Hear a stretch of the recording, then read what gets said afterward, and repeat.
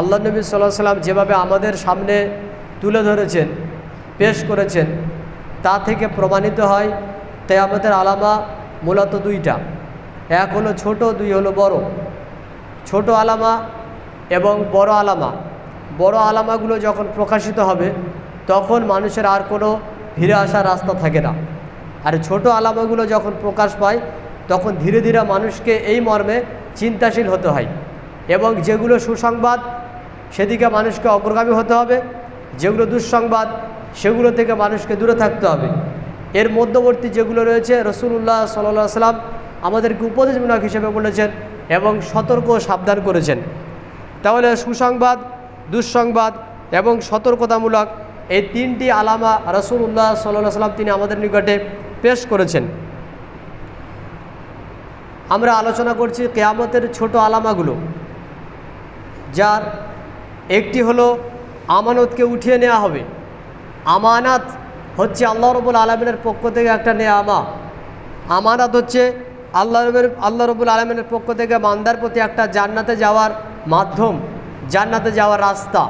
যদি কোনো ব্যক্তি আমানতকে রক্ষা করে, যদি কোনো ব্যক্তি তার আমানতের দায়িত্বকে পালন করে, তাহলে আল্লাহ রাব্বুল আলামিন তার এই আমানতের দায়িত্ব পালন করার কারণে, আমানতকে সঠিকভাবে পালন করার কারণে তাকে আল্লাহ জান্নাতে দিবেন। কেন? এটা হচ্ছে আল্লাহ রাব্বুল আলামিনের একটা বিধান, এটা হচ্ছে আল্লাহ রাব্বুল আলামিনের একটা হুকুম। রাসূলুল্লাহ সাল্লাল্লাহু আলাইহি ওয়াসাল্লাম তিনি বলছেন 7 শ্রেণীর ব্যক্তি রয়েছে যাদেরকে আল্লাহ রাব্বুল আলামিন কিয়ামতের দিনে আরশের ছায়াতে স্থান দিবেন। এমন 7 শ্রেণীর ব্যক্তি রয়েছেন। তার মধ্যে প্রথম শ্রেণীর ব্যক্তিকে আল্লাহ রাসূল সাল্লাল্লাহু আলাইহি ওয়াসাল্লাম বলছেন আল ইমামুল আদিল, ন্যায় পরায়ণ নেতা, অর্থাৎ দায়িত্বশীল নেতা। যে নেতা তার নেতৃত্বের দায়িত্ব পালন করতে গিয়ে সে সঠিকভাবে দায়িত্বকে পালন করে, অর্থাৎ সে তার নিজ দায়িত্ব, তার উপরে যে আমানত দেওয়া হয়েছে সেই আমানতকে যখন সে পালন করে, পূরণ করে, তখন সেই ব্যক্তি হয় একজন নিষ্ঠাবান নেতা, ন্যায় নেতা। এই জন্য রাসূল সাল্লাল্লাহু আলাইহি ওয়াসাল্লাম বলছেন যে ন্যায় নেতা হতে গেলে তার একটা কঠিন পরীক্ষা, ন্যায় নেতা হওয়া তার একটা অতীব কঠিন পরীক্ষা, নইলে আরশের ছায়া কেন পাবে?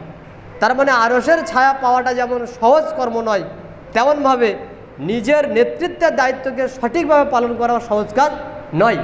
এই জন্য আল্লাহ রাসূল সাল্লাল্লাহু আলাইহি ওয়াসাল্লাম বলছেন যাদেরকে নেতা করে দেওয়া হয়েছে, যাদেরকে নেতৃত্বের দায়িত্ব দেওয়া হয়েছে, তারা যদি তাদের নেতৃত্বের দায়িত্বকে সঠিকভাবে পালন করে, তাদের উপরে দেওয়া আমানতকে যদি সঠিকভাবে পালন করে, তাহলে আল্লাহ নবীর ভাষায় ওই ব্যক্তি কিয়ামতের দিনে আল্লাহর আরশের নিচে থাকা ব্যক্তির 7 শ্রেণীর মধ্যে 1 শ্রেণীতে অন্তর্ভুক্ত হবে। তাহলে এই হাদিস থেকে আরও স্পষ্ট প্রমাণ হয় যে নেতৃত্ব দেওয়া এটা একটা ইবাদত, নেতৃত্বের দায়িত্ব পালন করা এটা একটা ইবাদত। যেহেতু এটা একটা ইবাদত, এই জন্য এই দায়িত্ব আল্লাহ রাব্বুল আলামিন জান্নাতের সঙ্গে সম্পর্কিত করেছেন, আরশের ছায়ার সঙ্গে সম্পর্কিত করেছেন। যদি কোনো ব্যক্তি তার দায়িত্বকে সঠিকভাবে আদায় না করে, যদি কোনো ব্যক্তি তার দায়িত্বকে সঠিকভাবে পালন না করে, তাহলে সেই ব্যক্তি হলো খেয়ানতকারী। যেহেতু আমানত আল্লাহর পক্ষ থেকে মানুষের উপরে দেওয়া একটা বড় দায়িত্ব, যদি কেউ আমানত রক্ষা না করতে পারে তাহলে সেই ব্যক্তি হলো খেয়ানতকারী।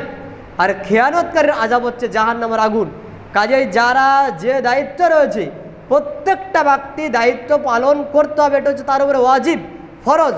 যে ব্যক্তি যে পর্যায়ে রয়েছে, কিন্তু আল্লাহ নবী সাল্লাল্লাহু আলাইহি ওয়াসাল্লাম তিনি বলছেন কিয়ামতের আলামার মধ্যে একটা আলামা হলো আমানতকে রক্ষা না করা।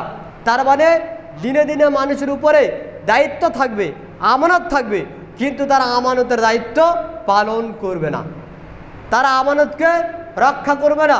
এটা আমরা আগেও বর্ণনা করেছি, দ্বিতীয়বার আরেকবার বলছি, এই জন্য যেহেতু সিরিয়াল নম্বর অনুযায়ী আমাদের যেন মনে থাকে। তা হচ্ছে শুধুমাত্র দায়িত্ব মানে যারা দেশের নেতা তারা নয়, দায়িত্বশীল হওয়া মানে যারা গ্রাম পঞ্চায়েত তারা নয়, দায়িত্বশীল হওয়া মানে যারা আপনার এমপি তারা নয়, দায়িত্বশীল হওয়া মানে যে ব্যক্তি যে পর্যায়ে যে দায়িত্বের রাস্তায় রয়েছে, ওই ব্যক্তি যদি তার দায়িত্বকে সঠিকভাবে পালন না করে, সেই ব্যক্তি হলো একজন খেয়ানতকারী। আর একজন খেয়ানতকারীর ঠিকানা হলো জাহান্নাম। যেমন উদাহরণ দিতে গিয়ে এমন বলা যায় যে একজন ব্যক্তি স্কুলের টিচার, সে যদি শিক্ষকতা করতে গিয়ে তার যে আমানত, অর্থাৎ সঠিকভাবে শিক্ষকতা করা, ছাত্রদেরকে সঠিক শিক্ষা দেওয়ার ক্ষেত্রে, নিজ দায়িত্ব পালন করার ক্ষেত্রে ওই ব্যক্তি যদি আর এই মর্মে সোচ্চার না হয়, তাহলে সে তার শিক্ষকতার দায়িত্বকে পালন করলো না। তাহলে সেই ব্যক্তির ঠিকানা কোথায়? সেই ব্যক্তির ঠিকানা জাহান্নামে। একজন অফিসার ব্যক্তি যে অফিস পরিচালনা করে, যদি সে কর্মচারীও হয়, সে কর্মচারী হয়ে যদি তার সঠিকভাবে কাজ না করে, দায়িত্ব পালন না করে, তাহলেও সেই ব্যক্তিকে কিয়ামতের মাঠে ধরা হবে। এমনকি আল্লাহ নবী সাল্লাল্লাহু আলাইহি ওয়াসাল্লাম তিনি বলছেন, যদি কোনো ব্যক্তি কারোর কাজের বাড়ির নারী হিসেবে থাকে, অর্থাৎ ঝি যাদেরকে বলা হয়, ঝিকিরি যাদেরকে বলা হয়, কাজের মেয়ে যাদেরকে বলা হয়, তারাও যদি কারোর বাড়িতে গোলাম হিসেবে, চাকরানি হিসেবে থাকে, আর যদি সে সঠিকভাবে তার বাড়ির কাজ না করে, তাহলেও কিয়ামতের মাঠে আল্লাহ তাআলা তাকে জিজ্ঞাসা করবেন, কি তুমি করেছো? যদি কোনো মা তার সন্তানকে লালন পালন করার ক্ষেত্রে সঠিকভাবে দায়িত্ব পালন না করে, কিয়ামতের মাঠে আল্লাহ রাব্বুল আলামিন তাকেও ধরবে, সে তার সন্তানের লালন পালনের ক্ষেত্রে দায়িত্ব পালন কতটুকু করেছে, সে তার স্বামীর সঠিক দায়িত্ব সংসারকে পরিচালনা করার ক্ষেত্রে কতটুকু দায়িত্ব পালন করেছে। তাহলে একজন ব্যক্তি যদি সাংসারিকভাবে আল্লাহর নিকটে সঠিকভাবে সংসারের দায়িত্ব পালন না করার কারণে আল্লাহর নিকটে তাকে জিজ্ঞাসাবাদ করা হয়, তাহলে দেশের এবং যারা পৃথিবীর এই সমস্ত দায়িত্ব নিয়ে বসে আছে, উচ্চ পর্যায়ের দায়িত্ব, তাদের কিয়ামতের মাঠে কী হতে পারে? মানুষ যদি বুঝতো দায়িত্ব কী জিনিস, তাহলে মানুষ দায়িত্ব নিত না, বরং কাউকে যদি দায়িত্ব দেওয়া হতো, সে বলতো আমার দায়িত্বের প্রয়োজন নেই। কেন? দায়িত্ব এমন একটা জিনিস, যদি সঠিকভাবে আদায় করতে না পারি, তাহলে কিয়ামতের মাঠে আল্লাহ রাব্বুল আলামিনের নিকটে ধরা পড়তে হবে। এই জন্য দায়িত্বের বিষয়টা আমাদের প্রত্যেকের বোঝা উচিত। দায়িত্ব কী জিনিস, পিতামাতা যারা রয়েছে তাদেরও এই মর্মে সোচ্চার ও সজাগ হওয়া উচিত। বর্তমান পৃথিবী দিনের পর দিন নিকৃষ্টতার দিকে যাচ্ছে, বর্তমান পৃথিবী দিনের পর দিন অতীব জঘন্য পর্যায়ে পৌঁছাচ্ছে। কেন? প্রত্যেকটা সন্তান এবং প্রত্যেকটা পিতামাতার জন্য দায়ী। তারা যদি আজকের পিতার দায়িত্ব সঠিকভাবে পালন করত, তাহলে এই সমস্ত সন্তানরা নষ্ট রাস্তায়, নোংরা রাস্তায় পরিচালিত হতো না। যদি এই সমস্ত সন্তান সন্ততিকে পিতামাতা আদর্শ শিক্ষা দিত, সঠিক শিক্ষা দিত, তাহলে তারা এই সমস্ত বাজে রাস্তায় কোনোদিন পৌঁছাতো না। তাহলে নিশ্চিত এই মর্মে আমাদের অবশ্যই দায়িত্বহীনতার পরিচয় আমরা বহন করি। এটা কি হবে? এই সন্তান যদি পথভ্রষ্ট হয়, এই সন্তান যদি এই রাস্তা ছেড়ে গুমরা হয়ে যায়, এর জন্য দায়িত্ব কার উপরে দেওয়া হয়েছে? দায়িত্ব হলো পিতামাতার উপরে। এবং যারা শিক্ষা ব্যবস্থা তৈরি করেছে, তারা যে শিক্ষা দেয়, পুরো পৃথিবীকে জঘন্য পর্যায়ে পৌঁছে দিয়েছে যে শিক্ষার মাধ্যমে, এই শিক্ষা তারা পরিচালনা করার কারণে তাদেরকেও আল্লাহ রাব্বুল আলামিন কিয়ামতের মাঠে ধরবেন। কেন? তারাও তাদের দায়িত্ব পালনের ক্ষেত্রে সোচ্চার হয়নি। তাহলে রাসূলুল্লাহ সাল্লাল্লাহু আলাইহি ওয়াসাল্লাম তিনি এই বাক্যকে এভাবে উল্লেখ করলেন, যদি কোনো ব্যক্তির উপরে দায়িত্ব দেওয়া হয় আর ওই ব্যক্তি যদি তার দায়িত্বকে সঠিকভাবে পালন না করে, তাহলে এই যে আমানতকে উঠিয়ে নেওয়া হলো, আমানত উঠিয়ে নেওয়ার যে কাজ, আমানতকে উঠিয়ে নেওয়ার যে পদ্ধতি, তাহলে এটাই কি পদ্ধতি? যখন কোনো মানুষের উপরে দায়িত্বভার অর্পণ করা হবে, এমন একজন ব্যক্তির উপরে দায়িত্ব দেওয়া হবে যে ব্যক্তি ওই দায়িত্ব গ্রহণ করতে অক্ষম, যে ব্যক্তি ওই দায়িত্ব নিতে পারবে না, যার এই দায়িত্ব নেওয়ার যোগ্যতাই নেই, ওই ব্যক্তিদেরকে যখন দায়িত্ব দেওয়া হবে তখন বুঝে নিতে হবে এটা হলো কিয়ামতের একটা আলামা। মসজিদের ক্যাশিয়ার বেনামাজি, পেশাবে পানি নেয় না। মসজিদের সেক্রেটারি বেনামাজি, মসজিদের খবর রাখে না। এই অবস্থান যখন চলে এসেছে, বুঝতে হবে এরা হচ্ছে কিয়ামতের আলামা, ছোট ছোট আলামা। মাদ্রাসার পরিচালক জিন্দেগিতে কোনোদিন মাদ্রাসার গেট কোন দিকে জানে না। স্কুলের একটা দায়িত্বপ্রাপ্ত ব্যক্তি এক কলমও নিজের সই করতে পারে না। কি এগুলো? এগুলো হচ্ছে কিয়ামতের আলামা। যারা দেশ পরিচালনা করবে তারা একটা বিদেশি ভাষায় কথা বলতে জানে না, তারা কি দেশ পরিচালনা করবে? এই তো অবস্থা দেশের। তাহলে পুরো উপরমহল থেকে শেষ পর্যন্ত যত দায়িত্ব পালন করছে, অধিকাংশই মানুষ হচ্ছে অযোগ্য, অথর্ব। আর এদের উপরে দায়িত্ব দেওয়ার কারণে আজকের অবস্থা এমন। রাসূল সাল্লাল্লাহু আলাইহি ওয়াসাল্লাম বলছেন এটা হচ্ছে একটা কিয়ামতের আলামা। তাহলে এটা কি আলামা? এটা হচ্ছে রাসূল সাল্লাল্লাহু আলাইহি ওয়াসাল্লামের ওই পূর্বাভাস, কিয়ামতের পূর্বাভাস, যেগুলো মানুষের জন্য সতর্কবার্তা। অর্থাৎ সকলকে এই মর্মে আল্লাহ রাসূল বলতে যাচ্ছেন, তোমরা সাবধান হও, নিজ নিজ দায়িত্ব পালন করতে শেখো, এবং তোমরা এই মর্মে কিয়ামতের ওই আযাব থেকে, আল্লাহ রাব্বুল আলামিনের সামনে প্রশ্ন থেকে দূরে থাকার চেষ্টা করো। দ্বিতীয় নম্বর হচ্ছে রাসূলুল্লাহ সাল্লাল্লাহু আলাইহি ওয়াসাল্লাম তিনি বলছেন, দিনের ইলম উঠে যাবে, মানুষের উপর থেকে ইলমকে উঠিয়ে নেওয়া হবে, আর দিনে দিনে মূর্খতা বর্ষণ হবে। বৃষ্টি বর্ষণ হয়, কিন্তু আল্লাহ রাসূল সাল্লাল্লাহু আলাইহি ওয়াসাল্লাম বলছেন মূর্খতা বর্ষণ হবে। রাসূলুল্লাহ সাল্লাল্লাহু আলাইহি ওয়াসাল্লামের ভাষায় সহিহ বুখারীর 80 নম্বর হাদিস, আল্লাহ নবী সাল্লাল্লাহু আলাইহি ওয়াসাল্লাম তিনি বলছেন, ইন্না মিন আশরাতিস সাআ আইয়ুরফা আল ইলম, কিয়ামতের আলামার মধ্যে একটা আলামা হলো বিদ্যা উঠে যাবে। বিদ্যা উঠে যাবে কিভাবে? বিদ্যা উঠে যাবে এইভাবে, দুনিয়াতে ভালো ভালো আলেম উলামা আর থাকবে না, দিনের জ্ঞান রাখনেওয়ালা ব্যক্তি থাকবে না। যারা থাকবে টুটি ফাটা কিছু জানে আর মনে হবে অনেক কিছু বুঝে, অনেক কিছু জানে, অথচ না। রাসূলুল্লাহ সাল্লাল্লাহু আলাইহি ওয়াসাল্লামের জামানা এবং সাহাবাদের জামানা, তার পরবর্তীতে তাবা তাবিদের জামানা যদি আমরা লক্ষ্য করি, বর্তমান যুগের মুহাদ্দিসদেরকে যদি লক্ষ্য করি, তাহলে আমরা গুনে গুনে দেখতে পাবো পৃথিবী বিখ্যাত মাত্র কয়েকজন আলেম রয়েছে, বাকি আর নেই। তাহলে কি হলো? সেই যুগে প্রত্যেকটা জায়গাতে আলেমের ছড়াছড়ি। এমনকি ইন্ডিয়াতে একটা সময়ে এমন আলেম ওলামা ছিলেন যাদের হাদিস সহিহ বুখারীর মধ্যে উল্লেখ করা হয়েছে, যাদের হাদিস তিরমিজির মধ্যে বর্ণনা করা হয়েছে, যাদের হাদিস আবু দাউদের মধ্যে বর্ণনা করা হয়েছে, যাদের হাদিস নাসায়ের মধ্যে বর্ণনা করা হয়েছে, যাদের যেটাকে আমরা বলি প্রসিদ্ধ 6টি হাদিসের কিতাব, এই হাদিসের মধ্যে তাদের হাদিস বর্ণিত হয়েছে, অর্থাৎ তারা রাবি হিসেবে গণ্য হয়েছে। কোন হাদিসের? বুখারীর। কোন হাদিসের? তিরমিজির, আবু দাউদের, নাসায়ের মতো হাদিসে তাদের হাদিসকে নিয়ে আসা হয়েছে। বাড়ি কোথায়? তারা হচ্ছে ইন্ডিয়ার মানুষ, তারা হচ্ছে মুহাদ্দিস। এই জায়গা থেকে তারা হেজাজে গেছে, মিশরে গেছে, শিক্ষা গ্রহণের জন্য নয়, বরং শিক্ষক হিসেবে তারা গেছে। আজকের আছে? আজকের সেই পর্যায়ের আলেম ওলামা দেশে নেই, খুঁজতে হবে। এবং যারা আলেম উলামার রাস্তায় রয়েছে তারা কেবলমাত্র জানে সেই সমস্ত ওলামাদেরকে, পৃথিবী তাদেরকে চেনে না, অধিকাংশ মানুষ তাদেরকে জানে না। কেন জানে না? তারা ইসলামের জ্ঞান থেকে আস্তে আস্তে আস্তে দূরে সরে এসেছে। এমনকি অবাক করা বিষয়, বর্তমান শিক্ষার হার, ইসলামী শিক্ষা, দ্বীনি শিক্ষার হার এতটা নিচেই নেমে গেছে, একজন সাধারণ মুসলিমকে যদি প্রশ্ন করা যায় যে আল্লাহ রাব্বুল আলামিনের যে কোরআনুল কারীম, বলো তো এই কোরআনে কয়টা সূরা রয়েছে? বলতে পারবে না। যদি প্রশ্ন করা যায় বলো তো 4 জন ফেরেশতার নাম কি? বলতে পারবে না। যদি প্রশ্ন করা যায় বলো তো আল্লাহ রাব্বুল আলামিনের নাম কয়টা? বলতে পারবে না। তাহলে কি প্রমাণ হয়? নিম্ন থেকে নিম্ন পর্যায়ের জ্ঞান তাদের মধ্যে নেই। কি এগুলো? দ্বীনি ইলম, দ্বীনি ইলম আস্তে আস্তে উঠে যাবে। দ্বীনি ইলম উঠে যাবে এভাবে যে মুসলিম জাতি কোরআন পড়াও জানে না, অথচ তারা জীবনযাপন করছে। এটা তো আরও অনেক নিচের কথা। মুসলিম জাতি কোরআন যা পড়া জানে না, আরবি শিক্ষা জানে না, অর্থাৎ কোরআনের যে ভাষা সে ভাষা তো বোঝেই না, কোরআন রিডিংও পড়তে জানে না। এটা কোন পর্যায়ের আলামা? এটা কোন পর্যায়ের আলামা? আল্লাহ নবী সাল্লাল্লাহু আলাইহি ওয়াসাল্লাম বলছেন একটা সময় আসবে জ্ঞান উঠে যাবে, ইলম উঠে যাবে। এখানে ইলম দুইটা দ্বারা হয়েছে, একটা হচ্ছে দ্বীনি ইলম, আলেম ওলামা উঠে যাওয়ার মাধ্যমে দ্বীনের জ্ঞান আর মানুষের মধ্যে থাকবে না। এখন তো দেখছেন মসজিদগুলো পড়া আছে, মসজিদে জ্ঞানের কোনো চর্চা নেই, জ্ঞানের কোনোই চর্চা নেই। খালি মসজিদে প্রত্যেক বছর পাথর বসাও আর এখানে এসি বসাও আর উপরে ছাদ পালো, এগুলো হচ্ছে আমাদের উন্নতি। কিন্তু মসজিদের যে আসল শিক্ষা, দ্বীনি শিক্ষা, এগুলো যখনই কমে যাবে তখন দ্বীনি শিক্ষা এমনিতে মানুষের কাছ থেকে উঠে যাবে। আর দ্বীনি শিক্ষা যখন উঠে যাবে তখন তার মধ্যে একটা শিক্ষা বিরাজ করবে, যেটা হচ্ছে অনৈতিক শিক্ষা, অমানবিক শিক্ষা। কেন? পৃথিবীতে নীতি একটাই রয়েছে, সেটা হচ্ছে ইসলামের নীতিমালা। আর পৃথিবীতে কোনো নীতিই নেই। কোনো ব্যক্তি দেখাতে পারবে না পৃথিবীতে কোনো নীতিমালা বলে কোনো শিক্ষা রয়েছে, ইসলামী শিক্ষা ছাড়া কোনো নীতি নেই। তাহলে মানুষের মধ্যে থেকে যখন দ্বীনের জ্ঞান, দ্বীনের ইলম উঠে যাবে তখন বুঝতে হবে মানুষের মধ্যে থেকে নীতিমালাও উঠে যাবে, মানুষের মধ্যে থেকে আদর্শ উঠে যাবে, মানুষের মধ্যে থেকে নৈতিকতা উঠে যাবে, যেটা আমরা বর্তমানে দেখতে পাই। রাসূল সাল্লাল্লাহু আলাইহি ওয়াসাল্লাম তিনি বলছেন ওয়ায়াসবুতাল জাহাল, মূর্খতা প্রকাশ পাবে। জ্ঞান তো উঠে গেছেই, মূর্খতা নামবে। কি মূর্খতা? আপনার রাস্তাঘাটে চলাফেরার ক্ষেত্রে আপনার আচার আচরণ, আপনার ব্যবহার, আপনার কথাবার্তা, আপনার বচনভঙ্গি সব কিছু প্রমাণ করবে আপনি কত বড় শিক্ষিত।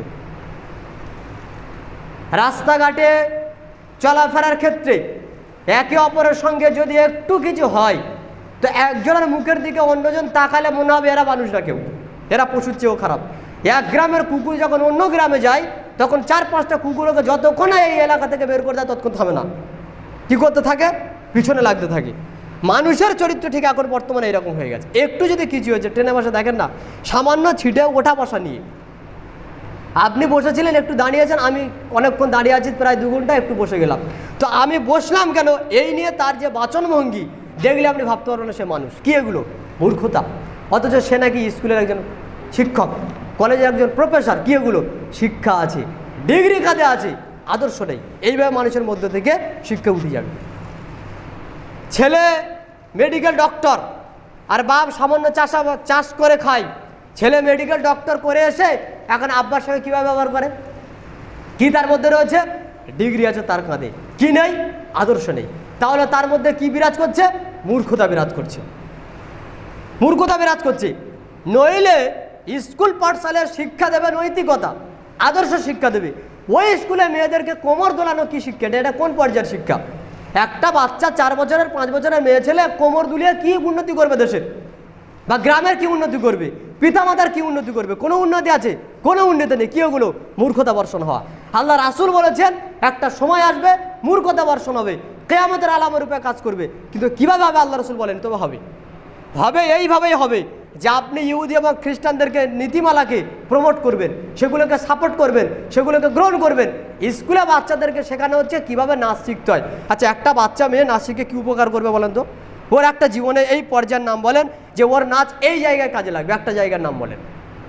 যে বাচ্চা মেয়ে আজকের 10 জনের সামনে 5 বছরে কোমর লাচাই, সেই মহিলা সে যখন যুবতী হবে, 17 বছর বয়স হবে, সে তখন 100 জনের সামনে কোমর দোলাতে তার কোনো আপত্তি আছে? কোনো আপত্তি নেই। তাহলে এ সমাজকে দূষিত করলো নাকি সমাজকে সভ্যতায় নিয়ে গেল? সভ্যতায় নিয়ে যেতে পারবে না। এই মেয়ে যখন পরবর্তীতে মা হবে, কেমন মা হবে? একটা নষ্ট মা হবে। যে কোমর দোলানো শিখেছে সে নষ্ট হবেই, নষ্ট হওয়ার জন্য তার সাথে কোমর দোলানো শিখেছে। তাহলে এই শিক্ষা আপনার স্কুলের মধ্যে কীভাবে আসতে পারে? এটা কিভাবে হয়? এইভাবে যদি উদাহরণ দেওয়া যায়, পৃথিবীতে আমরা যেদিকে তাকাবো উদাহরণে ভরপুর হয়ে আছে। মানুষের মধ্যে শিক্ষা আছে, নৈতিকতা নেই। শিক্ষা আছে, নীতিমালা নেই। শিক্ষা আছে, মানবিকতা নেই। কেন? ওই শিক্ষা তার জীবনে সে ধারণ করেনি। আর যে শিক্ষা সে গ্রহণ করছে এই শিক্ষা আদর্শ শিক্ষা নয়। আল্লাহ রাসূল বলছেন বিদ্যা উঠে যাবে, কিতাবে লেখা থাকবে, তবে ওটা কোনো আদর্শ শিক্ষা নয়। লেখা আছে কিন্তু ওটা আদর্শ শিক্ষা নেই। যেমন আপনার ছেলে আপনার বাড়িতে ঢুকছে, কি বলে ঢুকবে? আদর্শ শেখার নেই। তার মধ্যে কি নেই? বিদ্যা নেই। বিদ্যাটা কি? ঢুকতে গেলে সালাম দিয়ে ঢুকতে হয়। আল্লাহ রাসূল সাল্লাল্লাহু আলাইহি ওয়াসাল্লাম বলছেন যদি কোনো ব্যক্তি তার বাড়িতে প্রবেশকালে সালাম দেয়, তখন ওর সঙ্গে যে ফেরেশতা যে শয়তানগুলো যায় আর শয়তানের সঙ্গী সাথীরা যায়, তখন তারা বলে এই শয়তানরা তোমরা শোনো, এই বাড়িতে আমাদের কোনো থাকার জায়গা নেই। এরপরে ওই ব্যক্তি যখন খাওয়ার সময় বিসমিল্লাহ বলছে, তখন শয়তান বলছে তার সঙ্গভঙ্গকে যে এই বাড়িতে আজকে তোমাদের থাকার ব্যবস্থা নেই। ফায়দা কি হলো? সালাম দেওয়ার কারণে বাড়িতে শয়তান বিরাজ করলো না। 2, বিসমিল্লাহ বলে খাওয়ার কারণে বাড়ির খাবারগুলো শয়তানের জন্য হালাল হলো না। যদি এই ব্যক্তি, যদি এই বাচ্চা বাড়িতে প্রবেশকালে সালাম দেয় তাহলে শয়তান থাকবে না, আর সালাম দিলে বাড়িতে শয়তান প্রবেশ করবে, শয়তান থাকবে। তাহলে এখন এই আদর্শ কে শেখাবে আপনাকে? শেখাতে তো হবে। এই আদর্শ যখন না থাকবে তার মানে বিদ্যার অভাব রয়েছে। আর বিদ্যার অভাব যখন থাকবে তার মধ্যে কি আসবে? মূর্খতা বর্ষণ হবে। কীভাবে হবে? আল্লাহ রাসূল বলছেন হবে এইভাবেই হবে, এইভাবেই হবে যেটা বর্তমানে হচ্ছে। তাহলে মুসলিমদের মধ্যে এটা কেন হবে? অমুসলিমদের মধ্যে তো আছেই ধারাবাহিকতা। মুসলিমদের মধ্যে কেন আসবে?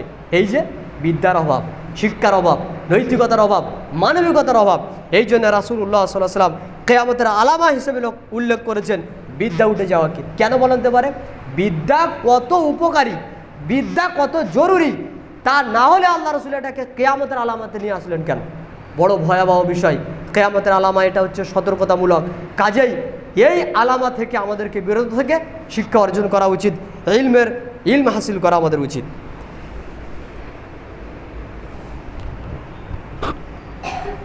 আলহামদুলিল্লাহি রাব্বিল আলামিন ওয়াসসালাতু ওয়াসসালামু আলা রাসূলিহি ওয়া আলা আলিহি ওয়া সাহবিহি আজমাইন, আম্মা বাদ।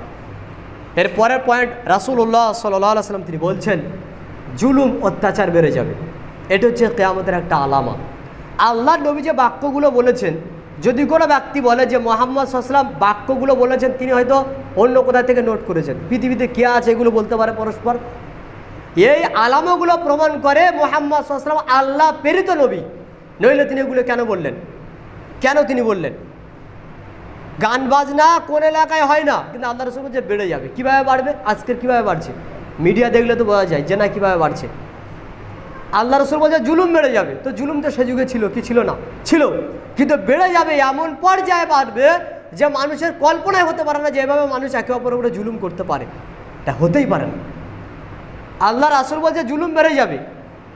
সহিহ মুসলিমের মধ্যে উল্লেখ করা হয়েছে রাসূলুল্লাহ সাল্লাল্লাহু আলাইহি ওয়াসাল্লাম তিনি বলছেন সিনদানি মিন আহলিন নার লাম আরাহুমা, 2 শ্রেণীর মানুষ রয়েছে যাদেরকে আমি আল্লাহ রাসূল দেখিনি, তারা জাহান্নামে যাবে। কওমুন মাআহুম সিয়াতুন কাআজনাবিল বাকর, তার মধ্যে এক শ্রেণীর মানুষ হচ্ছে তাদের হাতে থাকবে লাঠি, কাআজনাবিল বাকর, যেটাকে দেখতে লাগে গরুর লেজের মতো। গরুর লেজ কেমন হয়? উপর দিকে মোটা হয় আর নিচের দিকে সরু হয়। তো এইরকম তাদের হাতে একটা লাঠি থাকবে। ইয়াজরিবুনা বিহান নাস, তারা ওই লাঠি দিয়ে মানুষকে পিটতে থাকবে। তো মানুষকে লাঠি দিয়ে পেটাবে, এর মানে কি? এর মানে হলো মানুষের উপরে নির্মম অত্যাচার করা হবে, নির্মম অত্যাচার। আপনি একজনকে প্রমোট করছেন, আপনি একজনকে সাপোর্ট করে একটা নেতৃত্বের দায়িত্ব দিলেন, সে এখন নেতা হয়ে আপনার উপরে যে অকথ্য অত্যাচার করছে সেটা বর্ণনা করা যায় না। এটা একটা অত্যাচার। আপনি একজনের কাজ করছেন, আপনাকে কাজে নিল, কাজে নেওয়ার পরে কোথায় তার টাকা, কোথায় তার পয়সা, কোনো খবরই নেই, এটা একটা অত্যাচার। আপনি মানুষের থেকে জায়গা কিনবেন, ওই জায়গা আপনি কিনেছেন বটে, কিন্তু ওই জায়গা পরবর্তীতে ক্ষমতার বলে আপনার থেকে ছিনিয়ে নেওয়া হচ্ছে, এটা একটা অত্যাচার। ভাই ভাইয়ের জায়গা জোর করে ছিনিয়ে নিচ্ছে, এটা একটা অত্যাচার। অত্যাচারের যে কত পর্যায়, অত্যাচারের যে কত রকম শ্রেণী রয়েছে, আল্লাহ নবী সাল্লাল্লাহু আলাইহি ওয়াসাল্লাম শুধু বললেন কিয়ামতের আলামার মধ্যে একটা আলামা হচ্ছে মানুষ মানুষের উপর অত্যাচার করবে, অকথ্য অত্যাচার, যে অত্যাচার বর্ণনা করা যায় না। জোর করে যে যেভাবে ক্ষমতা চায় পায়, সে সেই ক্ষমতা দিয়ে মানুষের উপর অত্যাচার করে। এগুলো কি? এগুলো হচ্ছে একটা কিয়ামতের আলামা। রাসূল সাল্লাল্লাহু আলাইহি ওয়াসাল্লাম বলছেন, সাহাবীরা তোমরা কি জানো মুফলিস কোন ব্যক্তি? মুফলিস ব্যক্তিকে? তো সাহাবারা তখন বলছেন, আল্লাহ রাসূল, যে ব্যক্তির নিকটে টাকা পয়সা নেই, যে ব্যক্তির নিকটে ধন সম্পদ নেই, সেই ব্যক্তি মুফলিস। তা রাসূল সাল্লাল্লাহু আলাইহি ওয়াসাল্লাম বলছেন, না না, আল মুফলিসু মিন উম্মতি, আমার উম্মতের মধ্যে মুফলিস হচ্ছে ওই ব্যক্তি যে ব্যক্তি কিয়ামতের মাঠে অনেক নেকি নিয়ে উপস্থিত হয়েছে। সেই মুসলিমের মধ্যে উল্লেখ করা হয়েছে হাদিসটা, একইভাবে তিরমিজির মধ্যে উল্লেখ করা হয়েছে। অনেক এরকম ব্যক্তি রয়েছে যারা কিয়ামতের মাঠে উপস্থিত হবে, অনেক নেকি নিয়ে হাজির হবে। তারা এই নেকি নিয়ে যখন হাজির হবে, কিসের নেকি? বিসলাতিন, সলাতের নেকি, ও যাকা, যাকাতের নেকি, ও সিয়াম, রোজার নেকি, হজ্জের নেকি, এরকম নেকি নিয়ে, ফরজ নেকি নিয়ে ওই ব্যক্তি উপস্থিত হবে। তারপরে দেখছে কদ সাতামা হাজা, ওই ব্যক্তি কাউকে গালি দিয়েছে, জোর করে গালি দেওয়া অত্যাচার। ওয়াকাযা ফাহাজা, ওই ব্যক্তি অমুক ব্যক্তির উপরে অপবাদ দিয়েছে, এবং ওই ব্যক্তি ফাজরাবা হাজা, কাউকে মেরেছে। ওয়াকালা মাল হাজা, কারণ মাল জোর করে আত্মসাৎ করেছে। এরকম বিভিন্ন ধরনের গোনা নিয়ে ওই ব্যক্তি উপস্থিত হয়েছে, যে গোনাগুলো হচ্ছে মানুষের উপর অত্যাচার করা গোনা। কাউকে গালি দিয়েছে, কাউকে থাপ্পড় মেরেছে, কারোর জোর করে মাল আত্মসাৎ করেছে, এভাবে করে ওই ব্যক্তি কাউকে হত্যা করেছে, কারোর নামে অপবাদ দিয়েছে। এভাবে নানান ধরনের মানুষের সঙ্গে জড়িত পাপ নিয়ে ওই ব্যক্তি হাজির। এবার যখন আল্লাহর সামনে হাজির, আল্লাহ আমার বিচার করে দেন, তখন আল্লাহ রাব্বুল আলামিন বিচার করবেন কি দিয়ে? সেখানে তো শুধু নেকি আর গুনাহ এই দুইটা জিনিস পড়ে আছে, বিচার এই দিয়ে হবে। তখন আল্লাহ রাব্বুল আলামিন ওই নামাজি ব্যক্তি, ওই সিয়াম রাখা ব্যক্তি, রোজা রাখা ব্যক্তি যে নেকি করে এনেছে, তার নেকি নিয়ে, যার উপরে অত্যাচার করা হয়েছে, যাকে থাপ্পড় মারা হয়েছে, যাকে হত্যা করা হয়েছে, যার মাল আত্মসাৎ করা হয়েছে, তাদেরকে ওই যেমন বিচার করা যায় তেমন পরিমাণ নেকি দিয়ে আল্লাহ পূরণ করে দিলেন। এখন নেকি দিয়ে পূরণ করতে করতে করতে করতে ওই ব্যক্তির নেকি শেষ। এমত অবস্থা আরও বহু মানুষ রয়েছে যারা বলছে, আল্লাহ এই ব্যক্তি আমার উপরে এই কর্ম করেছে, এইভাবে অত্যাচার করেছে, আপনি আমার বিচার করে দেন। তখন আল্লাহ রাব্বুল আলামিন দেখছেন যে যা বিচার যে করব, তো যে অত্যাচার করেছে অত্যাচারী ব্যক্তি তো আর নেকি নেই, কী দিয়ে বিচার হবে? তখন যাদের উপর অত্যাচার করা হয়েছিল তাদের গোনাগুলোকে নিয়ে এই ব্যক্তির ঘাড়ে চাপিয়ে দেওয়া হলো। তারপর রাসূল সাল্লাল্লাহু আলাইহি ওয়াসাল্লাম বলছেন, অতঃপর ওই ব্যক্তিকে জাহান্নামে নিক্ষেপ করা হবে। এবার বলেন, কী দিয়ে জান্নাতে যাবে? মানুষ কি দিয়ে জান্নাতে যাবে? অত্যাচার করে, জুলুম করে কোনো ব্যক্তি জান্নাতে যেতে পারবে না। আর আমাদের সমাজে সবচেয়ে বড় অত্যাচার হচ্ছে একে অপরের জায়গা জমি কেড়ে নেওয়ার অত্যাচার। এটা অ্যাভেলেবেল, সে গ্রামে কি আর শহরে কি, গ্রামে তো অ্যাভেলেবেল এটা হয়ে আছে। একে অপরের জায়গা জমি জোর করে কেড়ে নিয়ে নিজে বসবাস করা, এটা হচ্ছে একটা বড় ধরনের অত্যাচার। মানুষকে কাজ করিয়ে নিয়ে টাকা না দেওয়া, এগুলো হচ্ছে বড় ধরনের অত্যাচার। এই অত্যাচারগুলো কিয়ামতের মাঠে কী দিয়ে পোষাতে হবে আপনাকে? ওই যে আপনার নামাজের নেকি, আর যে জাকাত দিয়েছেন জাকাতের নেকি, এইভাবে করে কত যে পাপ আমরা করি, অথচ আল্লাহ রাসূল বলছেন এই অত্যাচার থেকে তোমরা বিরত থাকো। কেন? এটা হচ্ছে একটা কিয়ামতের আলামা। তৃতীয়, এর পরের বিষয় হলো জেনা ব্যভিচার বৃদ্ধি পাওয়া। জেনা ব্যভিচার বৃদ্ধি পাবে। আল্লাহ নবী সাল্লাল্লাহু আলাইহি ওয়াসাল্লাম আজ থেকে 1450 বছর পূর্বে বলেছেন জেনা ব্যভিচার বৃদ্ধি পাবে। কীভাবে বৃদ্ধি পাবে? এটা আমরা বর্তমানে দেখতে পাই। জেনা ব্যভিচার কীভাবে বৃদ্ধি পায়। সহিহ বুখারীর মধ্যে উল্লেখ করা হয়েছে, আল্লাহ নবী সাল্লাল্লাহু আলাইহি ওয়াসাল্লাম তিনি বলছেন যে ইন্না মিন আশরাতিস সাআ, কিয়ামতের আলামার মধ্যে একটি আলামা হচ্ছে ইয়াজহারু জিনা, জেনা বেড়ে যাবে, অবৈধ যৌনাচার অতিরিক্ত হারে বেড়ে যাবে। অবৈধ যৌনাচার যেখানে সেখানে হবে। আমরা আগে জানতাম যে একজন নারীর সম্মান লজ্জা কমে যায় কখন, তো বলছে মেয়েদের যখন বিবাহ হয়ে যায় তখন মেয়েদের লজ্জা কমে যায়। বিয়ে হয়ে গেলে লজ্জা কমে যাওয়া মানে হচ্ছে একজন মহিলার আসল লজ্জা হলো একজন পুরুষ ব্যক্তি। একজন মহিলার আসল লজ্জা হচ্ছে একজন পুরুষ ব্যক্তি। যখন সেই মহিলা পুরুষের সঙ্গে ওঠা বসা করে, পুরুষের সঙ্গে তার নির্জন আলাপ হয়, তখন সেই মেয়ের মধ্যে আর লজ্জা ভাবটা থাকে না, ওই লজ্জাটা আর থাকে না যেমন যুবতী অবস্থায় থাকে। এটা আমরা আগে শুনি। তাহলে একজন মহিলার বিয়ে হওয়ার পরে তার লজ্জা কমে যায় মানে কি, সে পুরুষের সংস্পর্শ পেয়েছে, কাজে আগে যে তার লজ্জাভাবটা ছিল পুরুষদের দেখলে দূরে সরে যাওয়া, এটা ততটা আর নেই। তবে যারা দিনদার তাদের বিষয়টা ভিন্ন, তাহলে তাদের মধ্যে সেই লজ্জাভাবটা নেই। এখন কিন্তু এটা আর বলা হয় না। কেন? এখন বরং বলা হয় যে মহিলার লজ্জা বেশি সেই মহিলা আসলেই একজন অভদ্র মহিলা, অভদ্রা মহিলা। কেন মানুষের সামনে আসে না, কারোর সামনে কথা বলে না, 10 জন এলে চা খাওয়ায় না, কেমন মেয়ে। এটা হচ্ছে আমাদের বাক্য। তো যদি এই বাক্য হয় তাহলে জেনাটা বাড়বে কিভাবে? আমার দ্বারাই, আপনার দ্বারাই, এই বাক্য দ্বারাই তো বাড়বে। জেনা কিভাবে বাড়বে? জেনা বাড়বে এইভাবে, নারী এবং পুরুষের অবাধ চলাফেরা, অবাধ মেলামেশা, অবাধ কথাবার্তা, অবাধ আনাগোনা, এইগুলোর মাধ্যমে জেনা বেশি বেড়ে যায়। আর কি? পোশাক হবে তাদের এমন, ধীরে ধীরে ধীরে ধীরে তাদের মাথায় কাপড় থাকবে না, তারপর দেখবে গলায় কোনো কাপড় নেই, তারপর দেখবে বুকে কোনো কাপড় নেই, তারপর পিঠে কোনো কাপড় নেই, তারপর পেটে কোনো কাপড় নেই, তারপর দেখবে শুধু একটা প্যান্ট পরে আছে, তারপর রাস্তাঘাটে ঘুরছে। দেখতে পাওয়া যায় না এগুলো? আগে মেয়েদের সে হিন্দু কি আর ব্রাহ্মণ বাড়ি হোক আর শূদ্র বাড়ি হোক আর মুসলিম বাড়ির হোক, রাস্তায় যদি বের হয় তো নাক পর্যন্ত ঘুমটা দিয়ে তবে রাস্তায় চলতো। এটা হচ্ছে তখনকার প্রথা, একটা প্রথা ছিল সেই সময়। 1960-এর দিকে যদি কেউ লক্ষ্য রাখে, সেই সময়ের প্রথা একটা প্রথা ছিল। আজকের বর্তমানে কিন্তু এই প্রথা নেই, আজকের এই প্রথা নেই। কিন্তু তখনকার সময়ে মানুষ বাইরে কাজে যেত কিনা? যেত।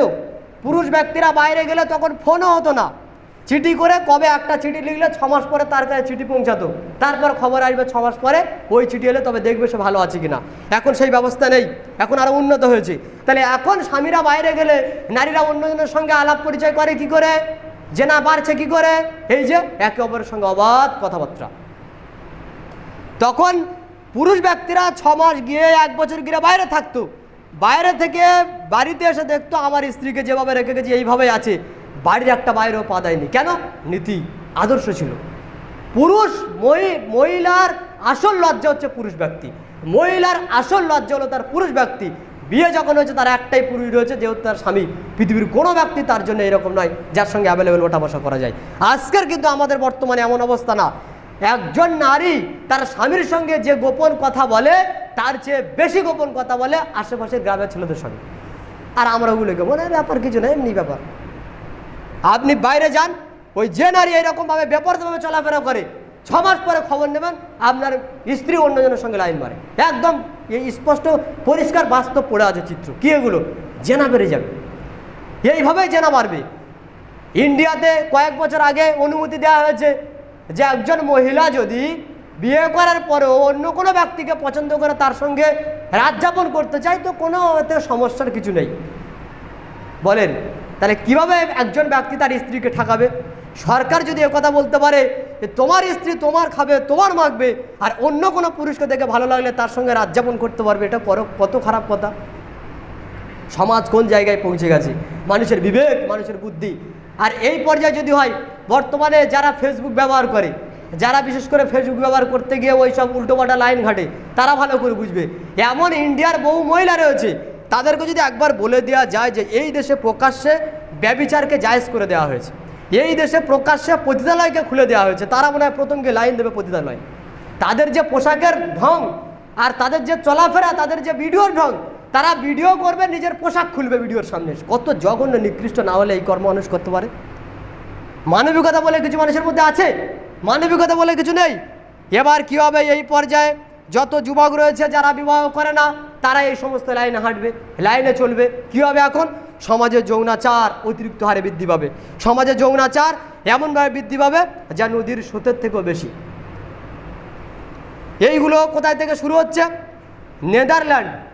নেদারল্যান্ডে যৌনতা নিয়ে কথা বলছে তারা, যে এই দেশে যৌনতার বিষয়ে সরকারিভাবে কোনো নিষেধ নেই। মানে আপনি একজন নারীর সঙ্গে শারীরিক সম্পর্ক করার জন্য যেখানে ইচ্ছা করতে পারেন, কোনো সমস্যা নেই। সে রাস্তা হোক আর বাজার হোক আর যেখানে হোক, কোনো ব্যাপার নেই। কোথায়?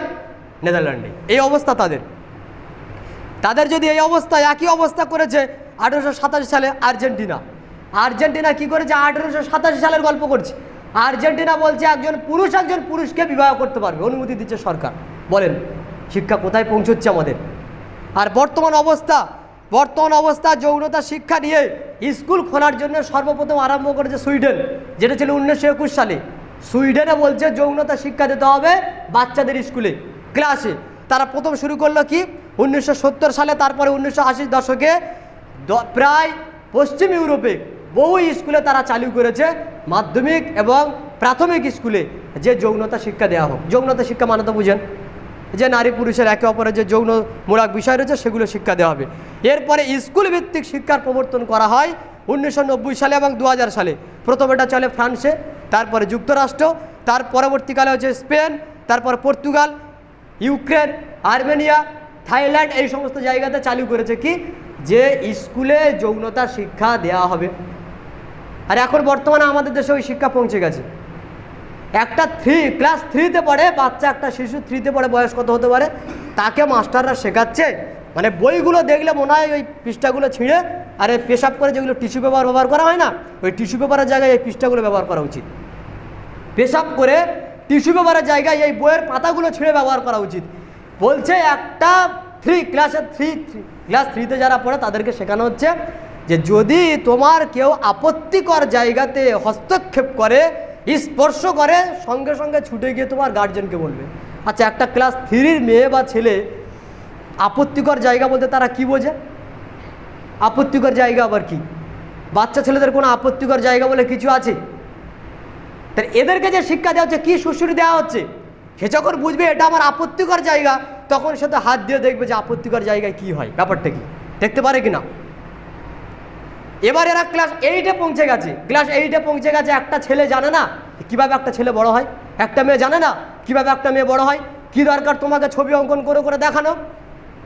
নারীর যৌনাঙ্গ, পুরুষের যৌনাঙ্গ একেবারে স্ক্রিন করে ওখানে তুলে দিয়েছে বইয়ের পাতায়। কি এগুলো কি? এগুলো শিক্ষা? এগুলো শিক্ষা না, এগুলো কুশিক্ষা।